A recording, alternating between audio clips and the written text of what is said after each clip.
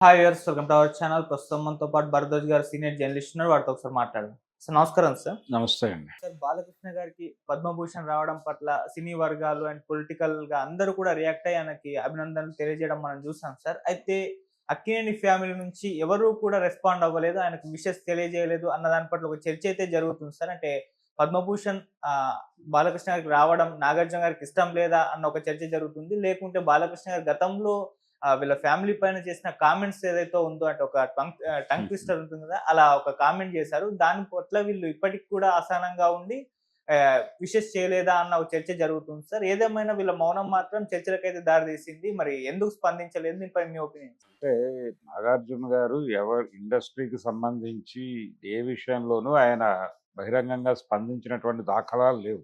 Okay. అలాగే ఎవరైనా చనిపోయిన సందర్భంగా కూడా ఆయన వెళ్లి అక్కడ కనిపించినటువంటి పరిస్థితి కూడా లేదు. హ్మ్. వారెప్పుడూ వెళ్లరు, సంతాప ప్రకటనలు చేయరు. అలాగే అభినందనలు తెలియజేస్తూ ఒక ట్వీట్ చేయటమో, పోస్ట్ చేయటమో ఇలాంటి కార్యక్రమాలు కూడా ఆయన చేసినట్టుగా గతంలో ఎప్పుడూ కనిపించలేదు. వారి సహజ ధోరణిలోనే దీని పట్ల నిర్లిప్తంగా వ్యవహరిస్తున్నాడు తప్ప, ఆయన ఇదేదో ప్రత్యేకంగా కాదు. అందరి విషయంలో ఆయన ఎలా ప్రవర్తించాడో అందరికీ తెలుసు. ప్రతిసారి ఇదే చర్చొస్తుంది. అంటే ఫలానా వారు చనిపోయినప్పుడు నాగార్జున ఎందుకు వెళ్ళలేదు అనేది ఒక ఇష్యూ కింద మారుతుంది. ఒక డిస్కసివ్ పాయింట్‌గా మారుతోంది. ఆయన వెళ్ళడు. ఆయన వెళ్ళరు, సంతాపం తెలియజేయరు, వారు ఆనందపడరు. ఆనందాన్ని ప్రపంచానికి తెలియజేసి ప్రపంచంతో పంచుకోవాలని ఆయన అనుకోడు. అదొక ధోరణిలో ఉంటాడాయన. ఎప్పుడైనా అంటే వారింట్లో ఏదైనా ఇప్పుడు ఉదాహరణకి అక్కినేని నాగేశ్వరరావు గారి శత జయంతి సంవత్సరం నడిచింది. ఆ సందర్భంగా పక్కనే దానికి ముందు సంవత్సరమే రామారావు గారిది నడిచింది. అంతకు ముందు సంవత్సరం ఘంటసాల వెంకటేశ్వరరావు గారిది జరిగింది. వాళ్ళిద్దరి వ్యవహారంలో అంటే ఘంటసాల గారి విషయంలో ప్రభుత్వాలు జోక్యం చేసుకున్నాయి. ప్రభుత్వాలు జోక్యం చేసుకుని ఆయన మీద పుస్తకాలు ప్రచురించారు.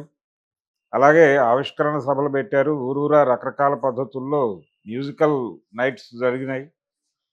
అది ఒక ఆయన్ని తలుచుకోవటం అనేది ఒక ప్రోగ్రామ్‌గా సంవత్సరం అంతా నడిచింది. రామారావు గారి శత జయంతి కూడా సంవత్సరం అలాగే నడిపారు. అంటే రెగ్యులర్‌గా తెనాలిలో ఒక ప్రోగ్రామ్ జరుగుతూ ఉంది. హ్మ్. ఆ పెమ్మసాని థియేటర్‌లో. రామకృష్ణ అనబడే పెమ్మసాని థియేటర్‌లో ఒక రెగ్యులర్ ప్రోగ్రామ్ నడిచింది సంవత్సరం పాటు. ఓకే. ఎక్కడెక్కడి నుంచో ఎల్. విజయలక్ష్మి లాంటి ఆవిడని అమెరికా నుంచి తీసుకొచ్చి ఇక్కడ సత్కరించారు. 'రాముడు భీముడులో' ఆయనతో యాక్ట్ చేసిన ఎల్. విజయలక్ష్మి గారు. హ్మ్. ఇలాంటి ఒక సెలబ్రేషన్ అనేది కనిపించలేదు అని అక్కినేని అభిమానులే నాగార్జున మీద చిరాకు పడినటువంటి ఒక సందర్భం నడిచింది. హ్మ్. చూసాం మనం. అందుకని అలాగే వ్యవహరిస్తాడాయన. గతంలో బాలకృష్ణ గారు అక్కినేని, తొక్కినేని అన్నప్పుడు కూడా నిర్లిప్తంగానే ఉన్నాడాయన. తన ఆగ్రహాన్నో లేకపోతే ఆవేదనను బహిరంగంగా వ్యక్తం చేయటము అలాంటి కార్యక్రమం చేయలే. అలాగే ఉన్నాడు నిర్లిప్తంగా. ఒక రకమైనటువంటి అంటే తన మనసులో భావాలను ప్రపంచంతో పంచుకోవటానికి ఎందుకో ఆయన ముందుకు రాడు. హ్మ్. అది కరెక్ట్ కాదని ఆయన పర్సనల్ ఒపీనియన్ ఏమో. అంటే నా ఆనందాలు, నా బాధలు నేనెందుకు పంచుకోవాలి ఎవరితోనూ. అది నా క్లోజ్ సర్కిల్‌లో నేను షేర్ చేసుకుంటాను అనే పద్ధతిలో ఆయన తన వరకు గిరి గీసుకున్నట్టుగా కనిపిస్తుంది. హ్మ్. అయితే తనకు అవసరం వచ్చినప్పుడు మాత్రం ఎవరినైనా వెళ్లి కలుస్తాడాయన. అది మనం గతంలో చూసాం. ఒక సినిమా రిలీజ్‌కి ఇబ్బంది పడినప్పుడు 'నాగార్జున' సినిమా హ్మ్. ఆయన అది రిలీజ్ చేయగలిగినటువంటి వాడు ఒక దాసరి నారాయణరావే అని తెలుసుకుని వారిని ఇంటికెళ్ళి కలిసొచ్చాడు. వారితో దూరం ఉంది అప్పటికి.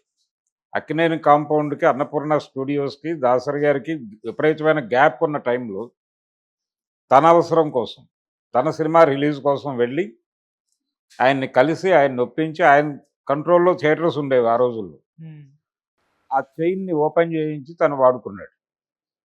అంటే తనకు అవసరం ఉంటే ఎవరినైనా ఎక్కడికైనా వెళ్లి కలుస్తాడాయన. ఓకే. లేకపోతే మాట్లాడడు.